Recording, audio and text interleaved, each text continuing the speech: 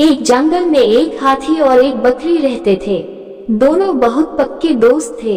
दोनों साथ में मिलकर हर दिन खाने की तलाश करते और साथ में ही खाते थे। एक दिन दोनों खाने की तलाश में अपने जंगल से बहुत दूर निकल गए। वहां उन्हें एक तालाब दिखाई दिया।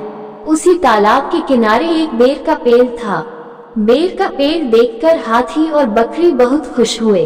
वो दोनों बेर के पेड़ के पास गए। फिर हाथी ने अपनी सूंड से बेर के पेड़ को जोर से हिलाया और जमीन पर ढेर सारे पके हुए बेर गिरने लगे। बकरी जल्दी जल्दी गिरे हुए बेरों को इकट्ठा करने लगी। संयोगवश उसी बेर के पेड़ पर एक चिड़िया का घोंसला भी था, जिसमें चिड़िया का एक बच्चा सो रहा था और चिड़िया दाने की खोज में कहीं गई हुई थी। बेर का पेड़ जोर से हिलाने के कारण चिड़िया का बच्चा घोंसले से बाहर तालाब में गिर पड़ा और डूबने लगा। चिड़िया के बच्चे को डूबता हुआ देखकर उसे बचाने के लिए बकरी तालाब में कूद गई, लेकिन बकरी को तैरना नहीं आता था। इस वजह से वह भी तालाब में डूबने लगी। बकरी को डूबता हुआ देखकर हाथी भी तालाब में कूद गया और उसने चिड़िया के बच्चे और बकरी दोनों को डूबने से बचा लिया। इतने में चिड़िया भी वहां पर आ गई थी और वह अपने बच्चे को सही सलामत देखकर बहुत खुश हुई।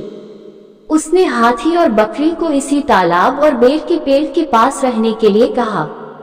तब से हाथी और बकरी भी चिड़िया के साथ उस बेर के पेड़ के नीचे रहने लगे। कुछ ही दिनों में चिड़िया का बच्चा बड़ा हो गया। चिड़िया अपने बच्चे के साथ जंगल में घूम कर आती थी और हाथी और बकरी को जंगल में किस पेड़ पर फल लगे हैं इसकी जानकारी देती थी। इस तरह हाथी, बकरी और चिड़िया मजे में रहते और खाते पीते थे। कहानी से सीख, हमें किसी का बुरा नहीं करना चाहिए।